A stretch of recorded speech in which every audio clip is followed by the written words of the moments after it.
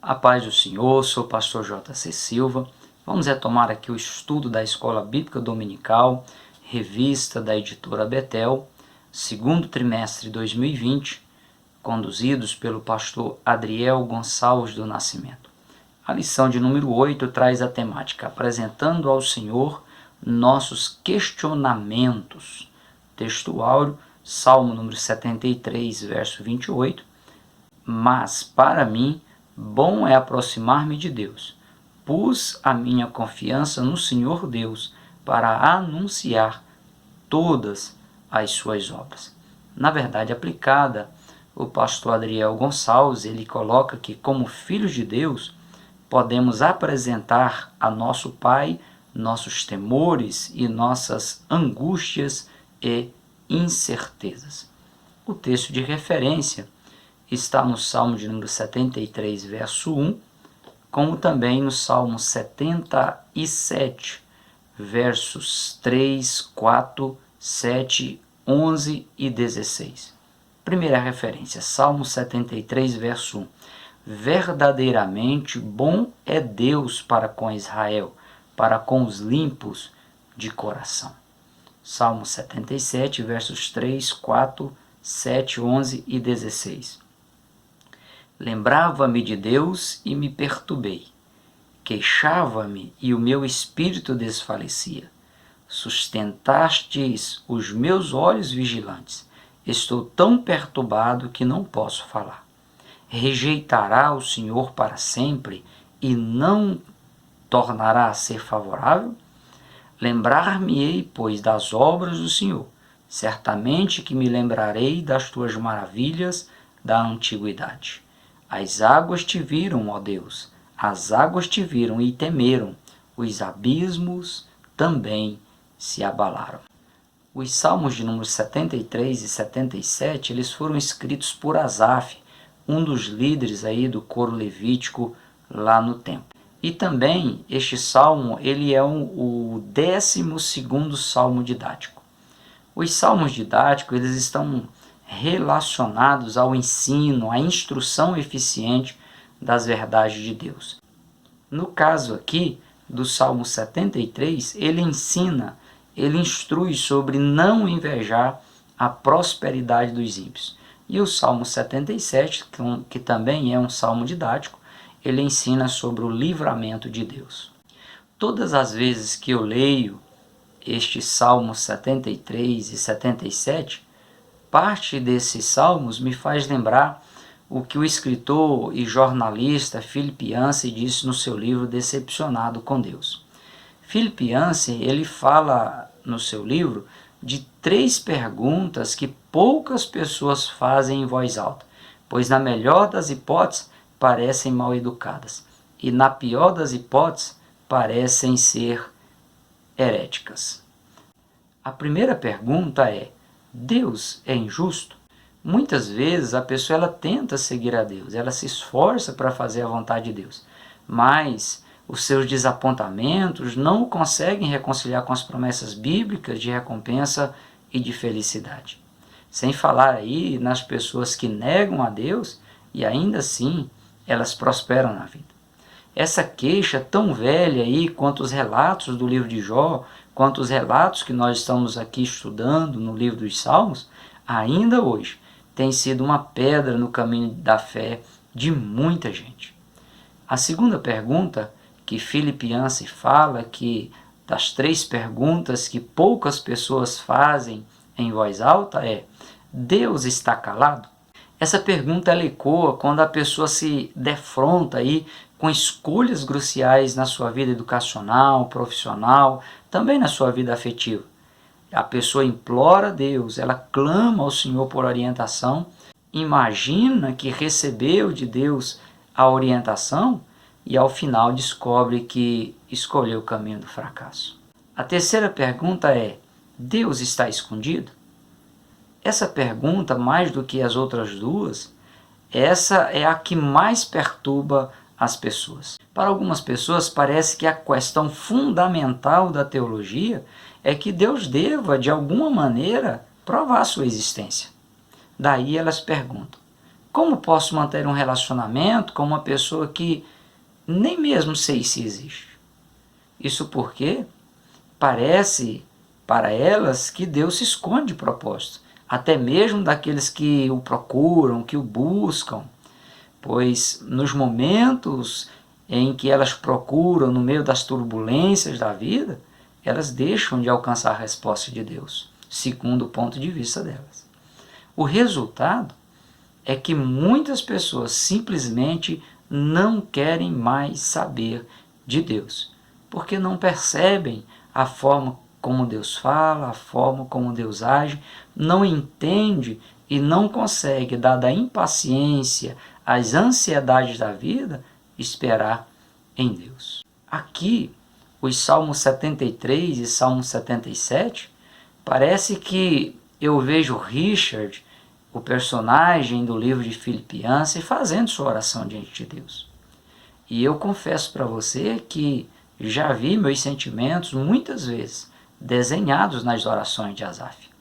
Os questionamentos do salmista são os mesmos presentes na mente da humanidade ao longo de sua existência, passando por Jó, passando por Jeremias, que foi conhecido como profeta chorão, chegando até a hipermodernidade nos nossos dias, chegando a mim, chegando a você e na sociedade que nós estamos inseridos no meio dela. Diante do quadro atual, realmente é um grande desafio a pessoa viver segundo os valores cristãos, viver uma vida de santidade, uma vida separada para Deus. Asaf, ele inicia e termina o seu poema, aqui no Salmo de número 73, reconhecendo a bondade de Deus. Apesar de todos os sentimentos e questionamentos negativos, aparentar amargurado com a vida, sentir que a sua devoção e comprometimento com Deus estava sendo aparentemente inútil. Asaf expressa a sua mais íntima convicção nos versos 1 e 28 do Salmo 73. Verdadeiramente, bom é Deus para com Israel, para com os limpos de coração. Para mim, bom é aproximar-me de Deus. Pus a minha confiança no Senhor para anunciar a todos a sua obra. O apóstolo Pedro, ele passou importante orientação aos cristãos. Aí ele, observando as perseguições sofridas pela igreja primitiva, observando os constantes ataques do inimigo para comprometer a salvação das pessoas, ele lembra ao cristão e deixa claro que isso deve estar vivo na memória da pessoa, que o fato do Senhor ser benigno é que o cristão tem condições de abandonar toda a malícia, abandonar todo o engano, todos os fingimentos, todas as invejas e todas as murmurações da vida, passando a desejar o alimento racional oferecido por Deus para que os seus servos prossiga crescendo. Como bem ressalta aqui nos comentários dessa lição o pastor Adriel Gonçalves, a maior demonstração do amor de Deus e da bondade de Deus para com a humanidade foi ele ter enviado seu Filho para possibilitar salvação para a alma humana. É fato que, por ser bondoso e misericordioso, Deus permite a prosperidade de muitas pessoas que ainda não o reconheceram como o Senhor e Salvador das suas vidas. Mateus capítulo 4, versículo 45, Jesus diz que Deus faz que o sol se levante sobre os bons e os maus, a chuva desça sobre os justos e injustos. Lucas capítulo 6, versículo 35, Jesus diz que Deus ele é benigno até mesmo para os ingratos e maus. O salmista Asaf, aqui nesses dois salmos, ele deixa claro que um dos maiores atributos de Deus é a sua bondade. O educador bíblico James Strong, ele diz que a bondade é o princípio eterno da natureza de Deus que o leva a comunicar a sua própria vida e a sua própria bênção aos que são semelhantes a ele no caráter moral. Asaf, ele ressalta também aqui a importância da pessoa resistir à tentação. Em meio aos conflitos existenciais que envolvia a sua fé, e a sua vida física, após refletir sobre a bondade de Deus, ele diz no Salmo 73, verso 2: quanto a mim, os meus pés quase se desviaram. Pouco faltou para que se escorregassem meus passos. Quantas vezes a fé do cristão quase se esvai ao se abalar diante de coisas que acontecem e ficam sem respostas. Asaf, ele apresenta aqui 4 situações que podem fazer a pessoa retroceder na fé: invejar a prosperidade dos ímpios, ficar desacorçoado e se queixar da prosperidade dos ímpios, depreciar as bênçãos de Deus, rebelar-se contra a sorte da vida. Os devaneios do coração e da mente humana podem provocar abalos na confiança em Deus e também na bondade de Deus. Salomão, ele orienta em Provérbios 4 e 23, sobre tudo o que se deve guardar. Guarda o teu coração, porque dele procede as saídas da vida. Diariamente, o inimigo ele fará propostas para fazer a pessoa desviar dos caminhos do Senhor. Vai induzir a pessoa ao pecado, vai tentar a pessoa para que ela seja atraída e distanciada da comunhão com Deus. Da mesma forma que fez no princípio com Adão e Eva, ao longo da história da humanidade, ele continua fazendo e nós precisamos estar atentos quanto a isso. Charles Spurgeon, um dos maiores pregadores do século XX, ele dizia que os erros do coração e da mente logo afetam a conduta da pessoa. Segundo Spurgeon, há uma estreita relação entre o coração e os pés. Ao titubear no coração, Asaf ele quase desviou seus pés. Pouco faltou para que escorregassem aí os seus passos, como ele declara em Salmo 73, verso 2. No verso 3, Asaf ele admite ter ficado até com inveja dos soberbos. Isto mesmo, ele se sentiu desgostoso pela felicidade dos ímpios, só porque não serviam ao Senhor. Ele desejou se apossar, tomar para si as conquistas dos ímpios. Tudo porque ele passou a analisar a circunstância da vida dos ímpios sem considerar a vontade de Deus para o ser humano e sem perceber as futuras consequências a que estavam sujeitos os soberbos. Só numa situação dessa é que a pessoa vai desejar viver a vida de um ímpio. Asaf, ele lista 18 aspectos que o intrigava sobre a prosperidade dos ímpios e isso lhe causou inveja. Ele dizia: não há aperto, não há dor na sua morte. Sua força é firme, não precisam trabalhar como os outros homens, não são afligidos como as outras pessoas. A soberba os cerca como um colar. A violência os veste como um adorno. Os olhos estão inchados com a gordura que possuem. Eles têm mais do que o coração deseja. São corrompidos, tratam maliciosamente de opressão, falam arrogantemente, falam coisas horríveis contra os céus, chegam a blasfemar contra Deus. Com a língua, encontra falha em tudo que ver por onde passa. Fazem as pessoas abandonar a vida digna e voltar à vida ímpia. Fazem as pessoas a desejar e lutar para ter prosperidade somente para depois extorquí-las. Vivem imaginando que Deus está alheio a tudo de errado que fazem. Chegam a dizer que falta conhecimento em Deus. Aumentam as suas riquezas sem parar. Na igreja em Corinto, como na atualidade, havia sérios problemas que foram fortemente combatidos por Paulo e que devem ser combatidos também na igreja da atualidade e deve ser combatido na vida do cristão, que é uma igreja, templo e habitação do Espírito Santo. Muitas pessoas, mesmo estando dentro da igreja, elas imaginam que podem viver as mesmas aventuras ímpias de quem está fora da igreja. 1 Coríntios, capítulo 3, versículo 3, Paulo diz: ainda sois carnais, pois havendo entre vós invejas, contendas, dissensões, não sois porventura carnais E não andeis segundo os homens, ou seja, segundo a natureza humana tendente ao pecado. A inveja, ela pode levar a diversas atrocidades que eliminam a comunhão da pessoa com Deus.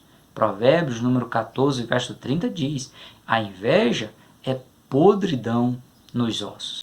Ainda hoje, o sentimento de inveja, de desgosto com a prosperidade de outras pessoas, o desejo de se apossar, de ter para si o que é dos outros, é uma realidade que precisa ser combatida, precisa ser eliminada do meio do povo de Deus.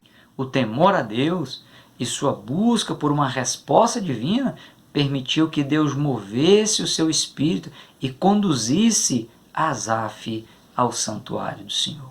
Sobremodo perturbado, ao caminhar para o santuário, Asaf caminhou para vencer os sentimentos de inveja. Ele percebeu a gravidade de sua conduta em questionar a Deus, em admirar e até desejar para si a prosperidade que os ímpios tinham. Foi então que ele entrou no santuário. Asaf se sentiu um tolo e se acalmou. Verso 17 do Salmo 73, ele diz: entrei no santuário de Deus, então entendi o fim deles. Já dentro do santuário, Asaf ele lembrou das orientações do Senhor quanto à vida dos ímpios. Lembrou de que os que se deleitam em desfazer da vontade de Deus, em de forma hedonista lutar para satisfazer os seus desejos pessoais a qualquer custo, ele lembrou qual era o fim deles. Asaf, ele percebeu que não basta esperar benefícios materiais de Deus, riquezas terrenas e favores do Senhor neste mundo, pois é temporal, tudo é passageiro. Seus olhos espirituais foram abertos e ele viu que é um equívoco tratar Deus como um objeto, ou tratar Deus como apenas um meio de se conseguir as coisas, se conseguir realizar desejos humanos. Deus era seu Senhor e não seu servo. O simples fato de olhar os acontecimentos, os fatos à sua volta com um olhar diferente, com um olhar sobre a perspectiva da vontade de Deus, o fez mudar de postura. Asaf, ele parou de fixar seus olhos nas questões mundanas, fixou seu olhar na vontade de Deus para a vida das pessoas. Só assim Asaf se permitiu ser restaurado por Deus. A crise existencial e a crise na fé eram muito fortes e estavam angustiando profundamente a sua alma. Mas ele foi para o lugar certo. Ele foi para o santuário. Ele seguiu para ser tratado por Deus. As frustrações do dia a dia, elas podem levar o cristão a esmorecer na fé, podem levar à descrença e até à desesperança. O caminho da restauração é um caminho que precisa ser trilhado por quem precisa ser restaurado. Se essa é a sua situação, trilhe por esse caminho. Vá para o santuário, busque a ajuda de Deus, deixa Deus tratar você. Veja o que está em Isaías 57, versículo 18, onde Isaías registra Deus dizendo que é Ele quem vê os caminhos dos seus servos e os sara. Também é Ele quem guia e torna a dar consolação aos que estão em pranto. Ao ser tocado e restaurado, Asaf ele percebe que a prosperidade dos ímpios é passageira. Salmo 73, versos 18 a 20, ele diz: certamente tu os pusestes em lugares escorregadios, tu os lanças em destruição, como caem na desolação quase no momento, ficam totalmente consumidos de terrores. Como faz com um sonho que acorda, assim o Senhor, quando acordares, desprezará a aparência deles. A bondade e a misericórdia do Senhor, estendida até mesmo às pessoas ímpias, no momento certo, ela vai ser retirada. E aqueles que deixarem de aproveitar as oportunidades de arrependimento, oportunidades de conversão oferecidas por Deus, infelizmente, um dia irão perecer.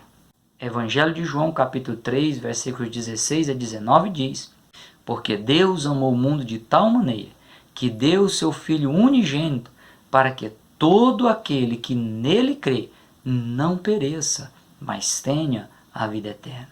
Porque Deus enviou seu Filho ao mundo, não para que condenasse o mundo, mas que o mundo fosse salvo por ele. Quem crê nele não é condenado, mas quem não crê já está condenado, porquanto não creu no unigênito Filho de Deus.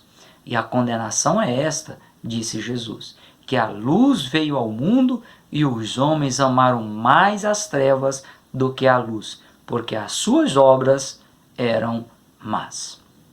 Após tratar os seus conflitos existenciais que abalavam a sua fé, Asaf ele apresenta a Deus o clamor em meio à angústia no Salmo de número 77. O Salmo de número 77, lembrando a você, é o 15º Salmo didático, ou seja, é o Salmo que instrui, o Salmo que ensina sobre o livramento de Deus. Por conhecer sua obra-prima da criação, foi que Deus inspirou o salmista a escrever esse poema que era cantado pelo coro levítico no templo. Os sentimentos que envolviam a alma de Asaf descrevem bem os sintomas da aflição humana. Asaf se encontrava impossibilitado de ver o conforto mesmo quando ele orava, chegando a se recusar a ser confortado. Nesse Salmo de número 77, constam 23 queixas de Asaf, queixas que refletem o estado interior de aflição pelo qual o salmista passava.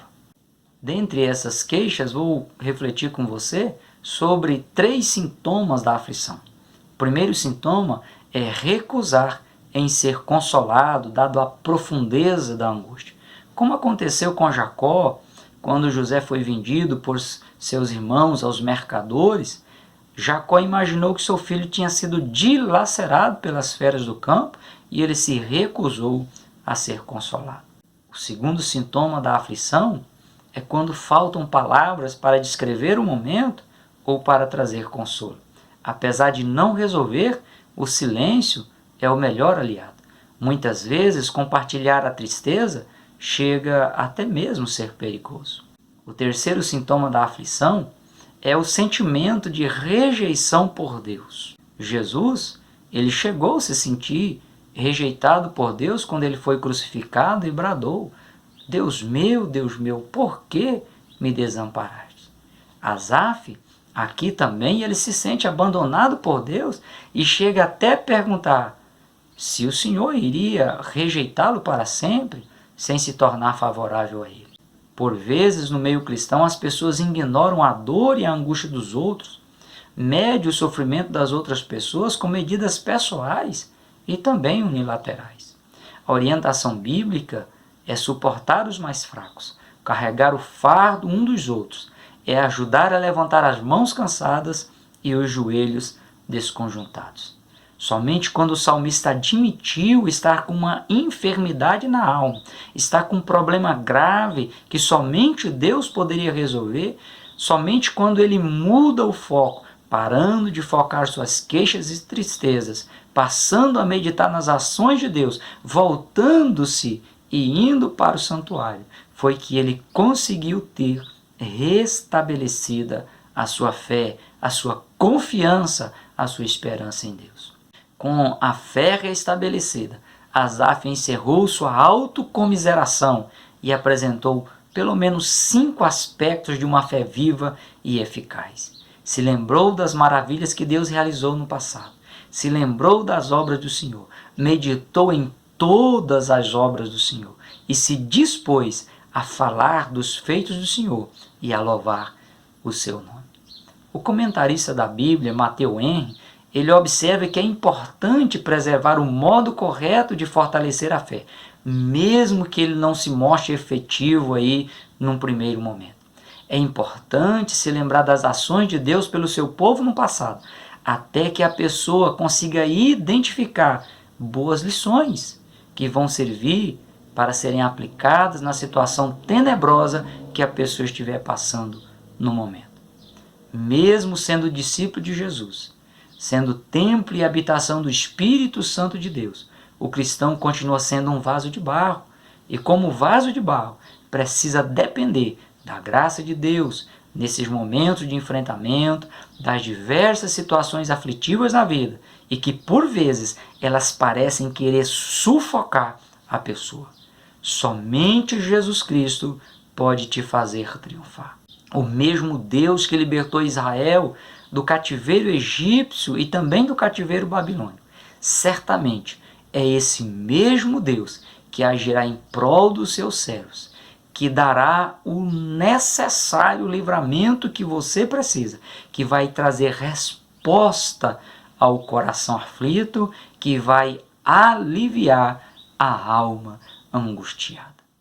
Faça como o salmista Asaf, adentre na presença do Senhor, ame estar no santuário, medite na grandeza de Deus, na autoridade de Deus sobre a vida de toda a humanidade, em que Ele continua no controle de todas as situações, e é Ele que te fará sobressair na vida e encontrar sentido para viver.